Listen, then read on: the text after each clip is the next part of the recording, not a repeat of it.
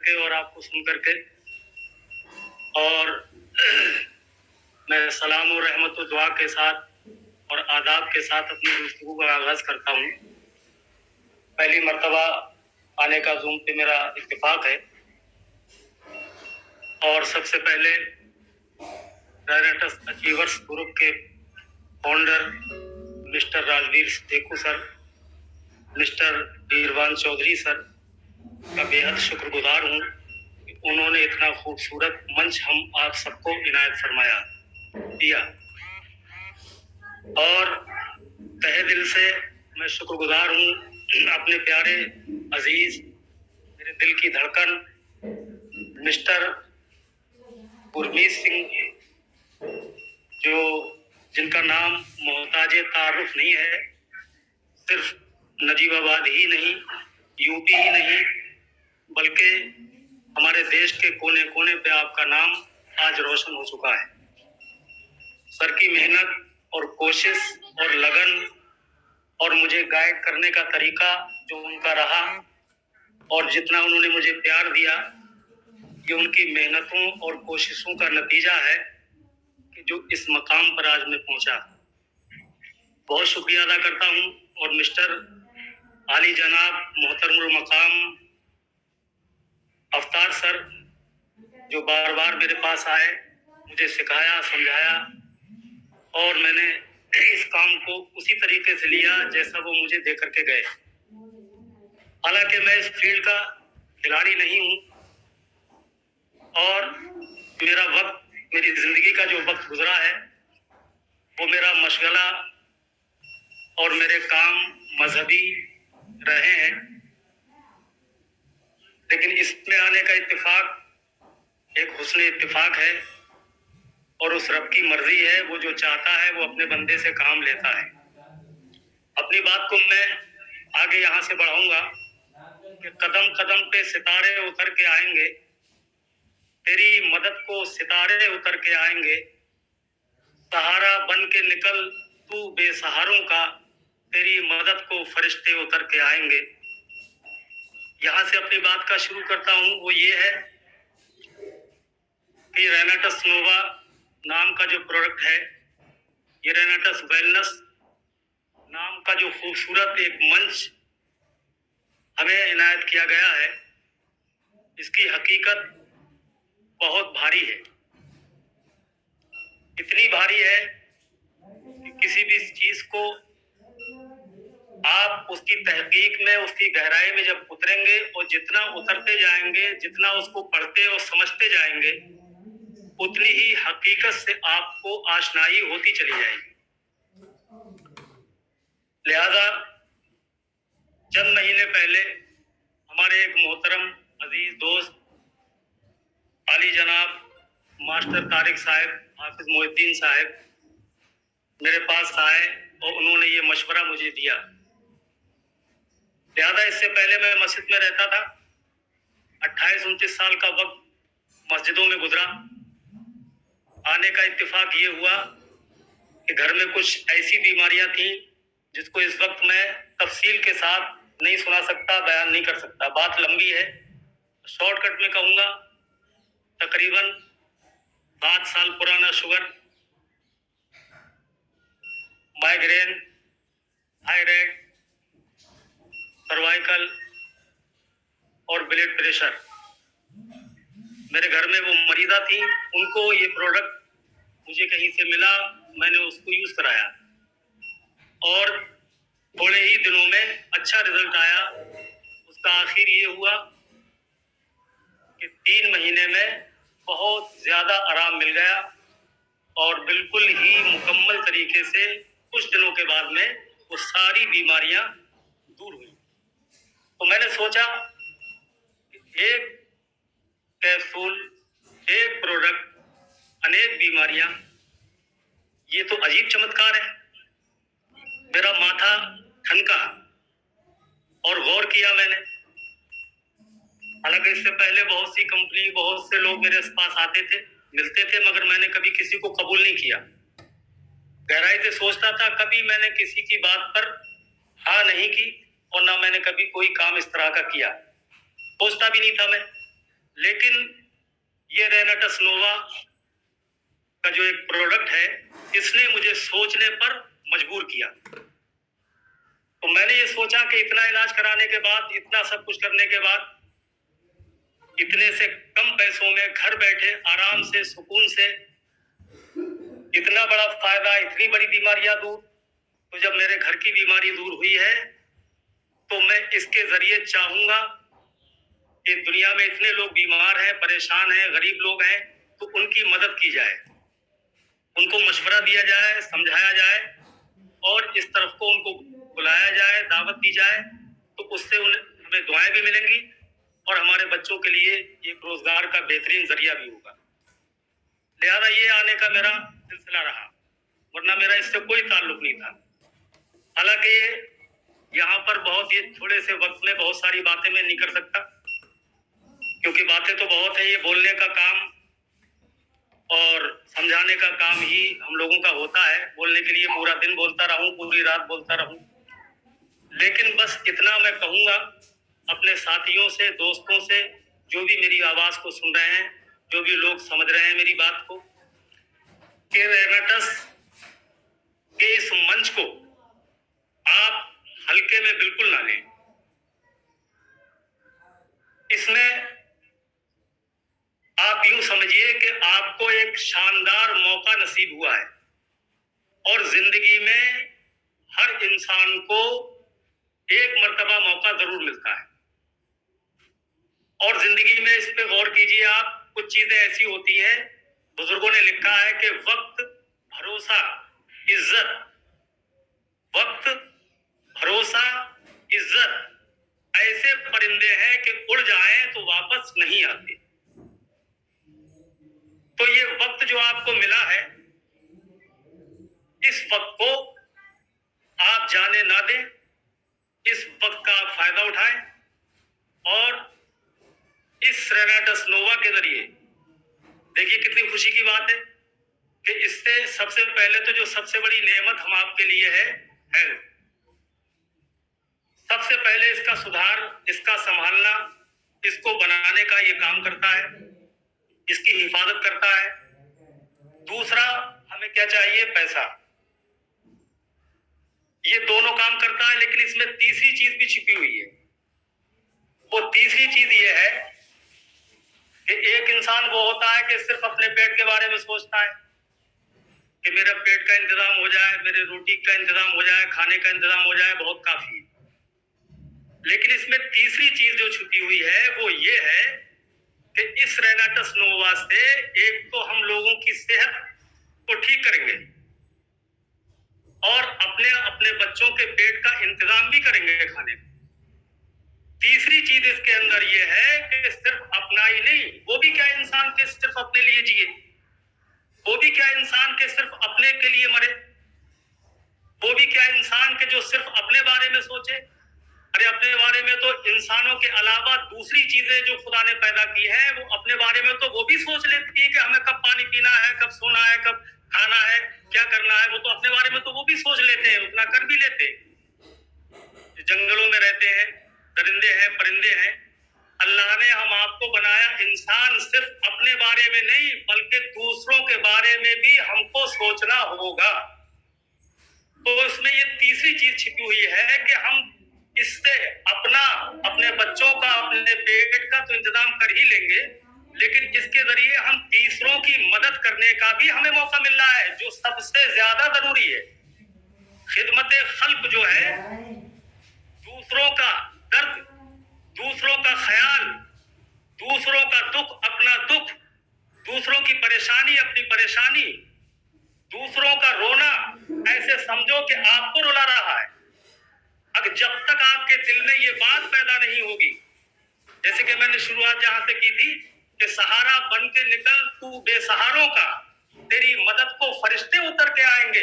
जब तुम दूसरों का सहारा बनकर, दूसरों की फिक्र लेकर, अज़्म इरादा करके आप घर से निकलेंगे तो आपकी मदद सिर्फ दुनिया ही से नहीं बल्कि आसमानों से भी की जाएगी। जिसने इस संसार को बनाया, पैदा किया, इस तमाम मखलूक को दुनिया में भेजा, जिसका जो मालिक और खालिक है, अगर उसकी मखलूक के लिए आप भलाई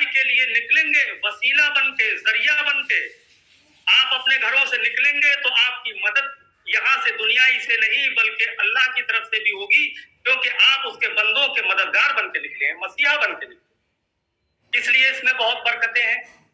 तो लिहाजा बहुत लंबी बात हो जाएगी, बातें तो बहुत है, लेकिन इस तरह की बातें मैं बहुत ज्यादा लंबी नहीं करूंगा। तो इसमें मेरा बहुत अभी चंद महीने पहले आना हुआ है और बहुत एहसानमंद हूँ मैं अपने great upline mister Gurmeet sir का, कि उन्होंने ये मकाम मुझे दिया।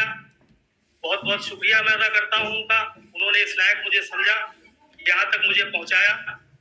उन्होंने मेहनत की, कोशिश की, मुझे समझाया, बताया और उसके बाद मैं अपने रास्ते पे चल पड़ा। आज भी वो बार बार उसी तरीके से मेरी मदद हर मोड़ पे कर रहे हैं। उनकी हिमायत है, बहुत ज्यादा उनका साथ मेरे साथ हमेशा रहता है। लिहाजा इसमें चंद महीनों में बहुत से लोगों का ये कहना होता है कि जैसे मैं फील्ड में जाता हूँ, देखता हूँ, तो लोग इतने अपने आप को कमजोर समझते हैं, इतना कमजोर समझते हैं कि हम कैसे कर लेंगे, हमसे कैसे हो जाएगा, ये हमसे नहीं होगा, ये तो बहुत मुश्किल काम है, ये कैसे हो जाएगा, आप कैसे कर रहे हैं, अबे तुझे सिर्फ ये कहना आता कैसे वैसे, ऐसे वैसे कैसे, क्या होता है, कुछ नहीं होता, तो सिर्फ खाने के लिए पैदा हुआ है, किसी को खिलाने के लिए पैदा नहीं हुआ है, सिर्फ अपना पेट भरने के लिए पैदा हुआ है। अरे हिम्मत कर, हिम्मत मर्दा मदद खुदा, तू कदम बढ़ा, नियत साफ रख, इरादा अच्छाई का रख, इरादा भलाई का रख, लोगों के काम आने का रख, मुसीबतें झेलने का रख, परेशानियां उठाने का रख, दुख सुख जो भी है वो सहने की कुव्वत रख, अपने आप के अंदर इरादा मुकम्मल रख, भरोसा पक्का रख, इंशाअल्लाह मदद तेरी होगी और तू अपने घर से अकेला निकलेगा जीतने के लिए, कामयाबी के लिए, लोगों की मदद करने के लिए अकेला निकलेगा। तुझे कोई जानता ना हो, तुझे कोई पहचानता ना हो, लेकिन तेरी नीयत अच्छी है, तेरा इरादा अच्छा है, तेरा अज़म अच्छा है, तेरे दिल के जो मुकम्मल अज़्म है वो मुकम्मल लोगों के लिए है, तो तेरा डंका दुनिया के अंदर तू नहीं बल्कि वो बजाएगा जिसने तुझे पैदा फरमाया। पूरी दुनिया में तेरा ऐलान कर देगा। वो जो चाहता है वो कर देता है। तो अपने दिल में वो रख जो तुझे रखना चाहिए, नीयत सच्ची होना चाहिए। तो लोग बहुत पिलपिले होते हैं बाद लोग। मैं अपने आपको क्या बताऊं अपनी जिंदगी के बारे में। मैं मस्जिदों में रहा, मस्जिद में रहते हुए एक वक्त ऐसा आया कि मेरे दिल में ये बात आई दिमाग के अंदर, कैसे तो काम चलेगा नहीं कि सिर्फ हम खा लेते हैं, बच्चों को खिला लेते हैं, कुछ ऐसा भी करें कि हमारे पैसे से लोगों का भी भला हो। बहुत से लोगों से मैंने सुना, दो एक लोगों से मैंने अभी सुना कि यार हमें तो पैसे चाहिए ही नहीं, हमारा तो काम इतने में चल रहा है। अबे तूने सोचा ही नहीं है, तुझे उस बात का मजा ही नहीं है, तुझे आशनाई नहीं हो सकी उस बात की। अगर तेरे पास 4 पैसे ज्यादा हो गए, मेहनत मशक्कत करके ईमानदारी से तूने 4 पैसे ज्यादा कमा लिए, तो जब तू उन पैसों को अपनी जरूरत के अलावा किसी गरीब के हाथ पे रखेगा, ज्यादा पैसे हो गए तो लेकर के कभी 10-20 हजार, 2,000, 4,000 जो भी तेरी हैसियत है, किसी अस्पताल में जाके देख, किसी सरकारी हॉस्पिटल में गरीबों को जाके देख, कैसे कैसे कटे हुए, किसी का पैर नहीं है, किसी का हाथ नहीं है, किसी की आंख नहीं है, किसी का गले में कैंसर है, कैसे कैसे लोग मिलते हैं बिलखते हुए, सिसकते हुए।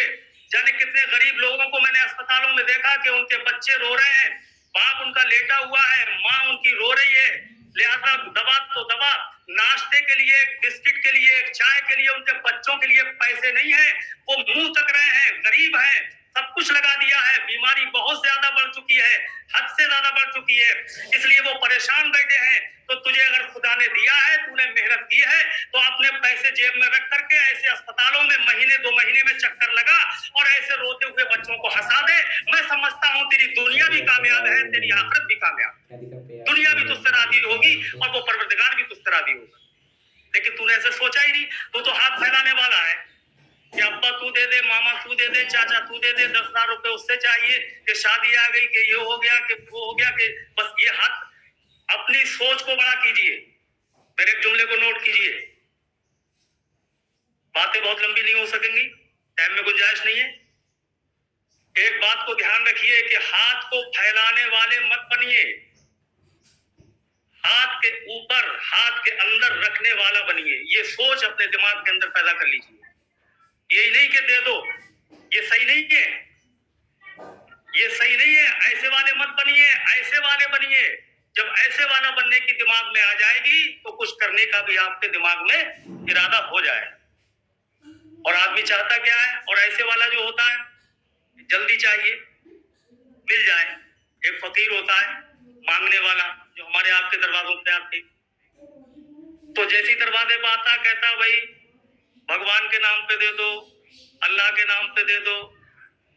जैसे ही बच्चे सुनते हैं, घर वाले सुनते हैं कोई मांगने वाला फकीर आ गया, तो जल्दी से बच्चा निकला या कोई भी निकला और उसके हाथ पर 2 रुपए रख दिए, बस उसने लिए जेब में रख के चल दिया दूसरे दरवाजे पे, जल्दी हो गया काम।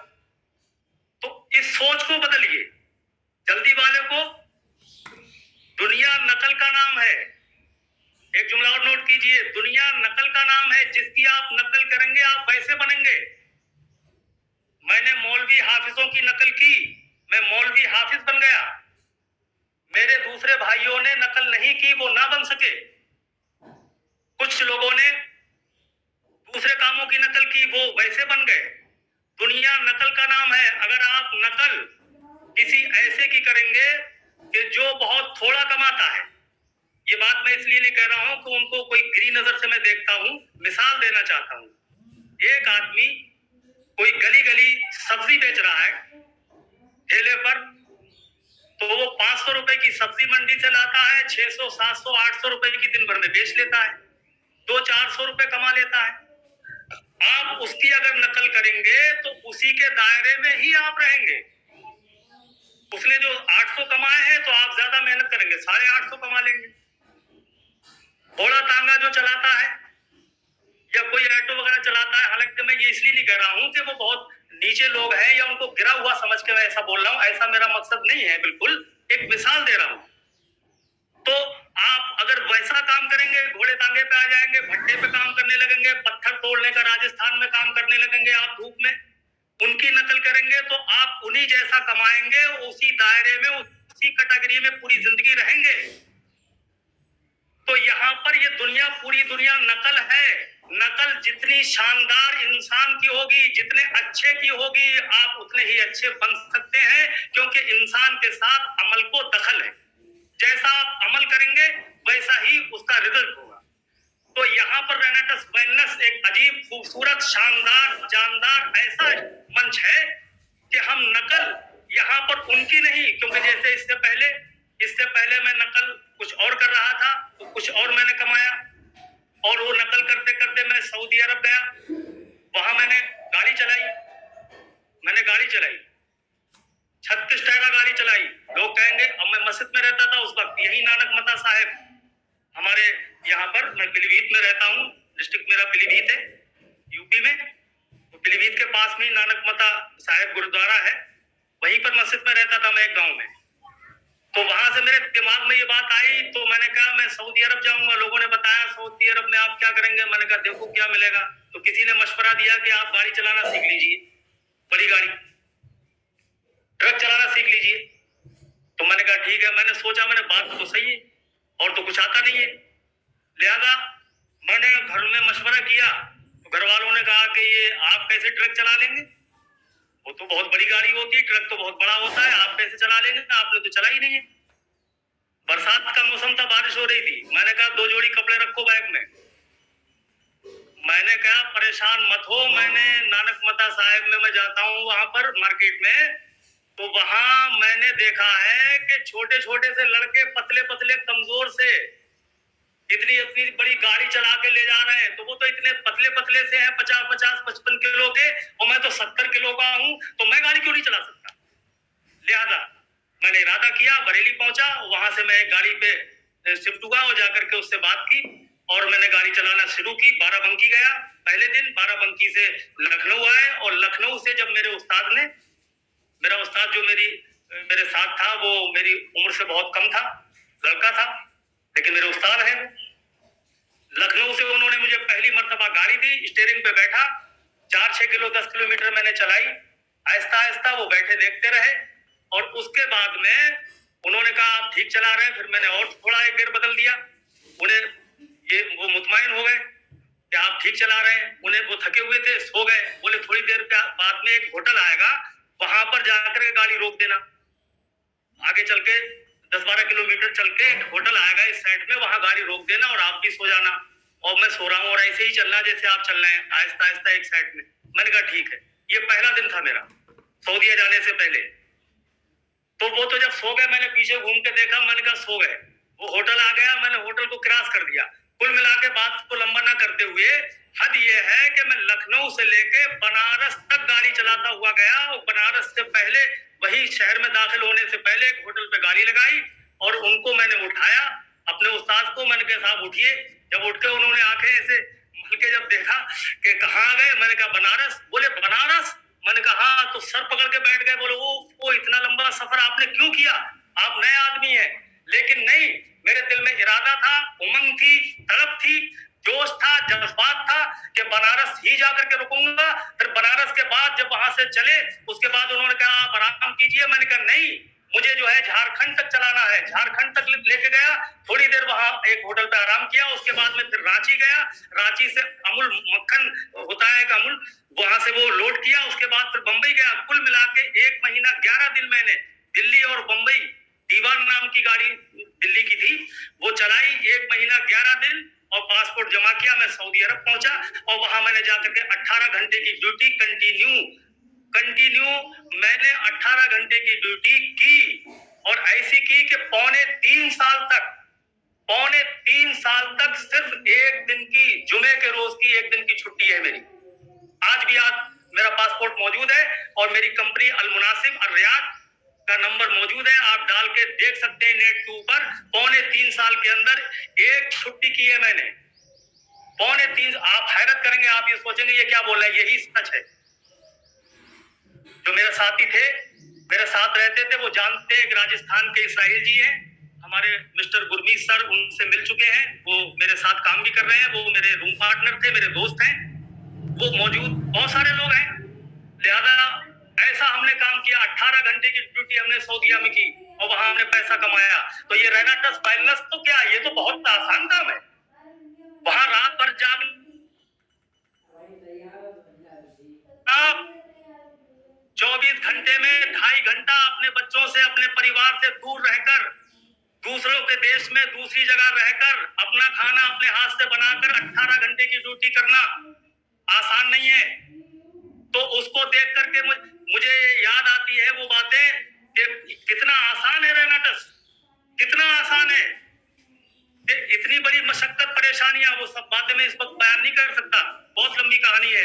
कुल मिला के मैंने वो काम किया। काम करने के बाद में इतनी परेशानियों से वो जो कुछ भी मंजिल हासिल मैंने की, अल्लाह ने मुझे अता किया और मैं वहां से वापस आया। फिर मैंने वही मस्जिद का काम शुरू किया और अब रेनाटस वेलनेस के लिए सर से मुलाकात हुई।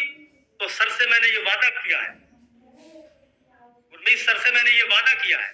सर ने कहा कि इरादे क्या है, तो मैंने इसी जगह बैठ करके सर से ये कहा था कि इरादा मेरा ऐसा है कि 3 साल तक पीछे मुड़ के नहीं देखूंगा, अंजाम कुछ भी हो। लिहाजा मेरा इरादा नेक है, मेरी नीयत सच्ची है, मैंने कदम बढ़ा दिए हैं। लिहाजा मैंने मझधार में कश्ती डाल दी है और उस रब के सहारे छोड़ दी है। लिहाजा मुझे वो करना है जो मुझे करने का हुक्म दिया गया है, और होगा वो जो खुदा चाहेगा। और उम्मीद खुदा से ये है कि जब कोई अच्छा करता है तो उसका फल भी खुदा अच्छा ही देता है। लिहाजा मैंने इसमें चंद महीनों में 4-5 महीने इसमें मैंने काम किया है, और जनाब मिस्टर गुरमीत सर की मेहनत और मशक्कत के साथ साथ थोड़ी मेहनत करते हुए मैंने 90 दिन पूरे होने से पहले, एग्जीक्यूटिव जो एक रैंक होता है आप सब जानते ही हैं, उसको मैंने 90 दिन से पहले हासिल किया। और इसी बिजनेस से मैंने एक छोटी सी कार भी 800 अचीव की है, उससे मैं काम कर रहा हूँ। दूसरी कार का इरादा बना चुका हूँ अपने बेटे के लिए, और इंशाल्लाह उम्मीद है बहुत जल्द उस मंजिल तक पहुंचूंगा। और मेरी टीम मेरे साथ काम कर रही है, और मेरा तमाम देशवासियों को ये पैगाम है, बहुत शानदार मंच है। मैंने 3-4 महीने इसके बारे में सोचा, रिजल्ट आने के बाद भी सोचता रहा मैं समझता हूँ टाइम शायद पूरा हो गया। 3-4 महीने सोचता रहा, इसकी गहराई में उतरा, इसको पढ़ा, सुना, समझा, बहुत सोच समझ करके मैंने फैसला लिया है। अब मुझे ये लगता है कि मैंने 3-4 महीने की जो ताखीर की, जो देर की, वो बहुत बड़ी मेरी भूल थी। तो आप ऐसी भूल बिल्कुल ना करें। और परेशानियां तो आती हैं, लोग तो, दुनिया है ये, हर आदमी आपके दिमाग का नहीं है। किसी को देखिए, ये जो परेशानियां हैं इसमें भी एक सच्चाई है। ये जो हम लोगों से टकराते हैं, तरह तरह की बातें हमारे सामने आती हैं, ताने तशने सुनने को मिलते हैं कि अरे तुम भी कंपनी में काम कर रहे हो, तुम भी आ गए इसमें, इसमें ऐसा है, इसमें वैसा होता है, भाग जाती है। अरे चल, भागती होगी तेरी, हमारी ना भागी है और ना भागेगी, हमें पता है। कुल मिला के ताने तशने ये सारे कुछ आते रहते हैं, लेकिन नहीं, इनसे भी हमें निखार मिलता है कि जैसे कि दूध होता है और दूध के बाद में फिर उसको डाल करके उसकी मठा बनाई जाती है, लस्सी बनाई जाती है, चलाया जाता है, घोटा जाता है, फिर मक्खन निकाला जाता है, फिर उस मक्खन को आग पे ऊपर रख के चूल्हे पे उसको पकाया जाता है और पका करके उसके बाद उसका घी निकलता है। तो चिराग घी में जलते हैं, दूध में नहीं जलते। अपने आप को निखारिए, संभालिए, लोगों से टकराइए, संघर्ष कीजिए और आपके अंदर निखार आ जाएगा। तो जैसे वो दूध से लस्सी और लस्सी से मक्खन और मक्खन से घी और घी से चिराग जलते हैं और चिरागों से रोशनी होती है, ऐसे ही अपने आप को निखारिए। आपसे ये आपका घर ही नहीं बल्कि हमारा देश रोशन हो जाए। क्या बात है, क्या बात है, मजा आ गया जी, बहुत जबरदस्त। मिटा दे अपनी हस्ती को अगर कुछ मर्तबा चाहे। अपनी बात को बस यहीं पर खत्म करता हूँ। मिटा दे अपनी हस्ती को अगर कुछ मर्तबा चाहे, ये दाना खाक में मिलकर गुले गुलजार होता है।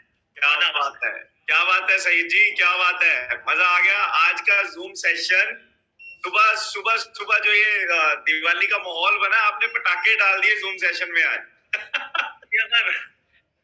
बहुत जबरदस्त, बहुत जबरदस्त, मजा आ गया। तो आई होप मेरी जैसे जैसे मैं इनकी बातें सुन रहा था सईद जी की, very impressive man, very impressive. क्या जज्बा लेके चले गए ना लोगों की भलाई के लिए, कितने जबरदस्त इन्होंने मैसेज दिए, कितना इनमें एक लीडरशिप झलक रही थी।